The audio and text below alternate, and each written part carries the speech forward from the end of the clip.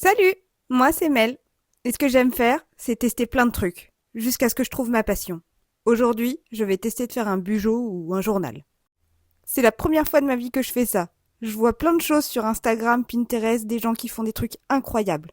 Mais le problème, c'est que moi, j'ai très peu de matériel et je sais pas dessiner. Donc, pour mon premier test, je vais faire un truc hyper simple et avec très très peu de matériel.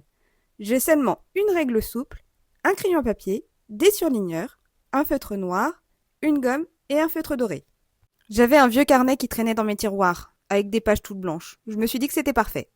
À l'aide de mon crayon à papier et de ma règle souple, sur une double page, je trace des carrés pour créer mon calendrier pour le mois de juin. J'ai réparti de cette manière 4 jours sur la page de gauche et 3 jours sur la page de droite. Ensuite, je note le nom des jours et les numéros. N'ayant jamais fait de calligraphie, je note le mois de juin comme je peux.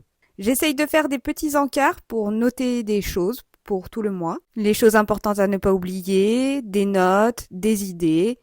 L'idée, c'est de ne pas laisser de gros espaces vides sur les deux pages. Ensuite, je repasse tous mes traits de crayon à papier au feutre noir. Je trouve que tout d'un coup, ça donne un effet un peu plus visuel et ça prend forme doucement. Avec mon feutre doré, je fais quelques détails. Et ensuite, je viens repasser en noir toutes mes écritures, des jours, les numéros, les encarts, etc. Bon, je vous préviens tout de suite, je sais pas du tout dessiner. Donc pour tout ce qui va être décor, ça va être ultra simple pour ce mois de juin. Je suis partie sur des petites fleurs.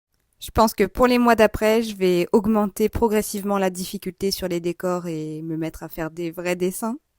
Et plus ça avance, plus je me dis que finalement, c'est pas difficile, avec peu de matériel, de faire quelque chose de joli et qui, on va pas se mentir, est assez pratique au quotidien.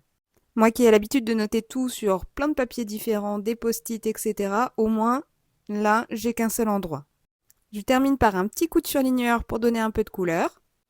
Et voilà le résultat. Pour une première avec très peu de matériel, je trouve ça pas si mal. Allez, affaire à suivre pour le mois de juillet, mais cette fois-ci avec un thème un petit peu plus difficile et des vrais dessins.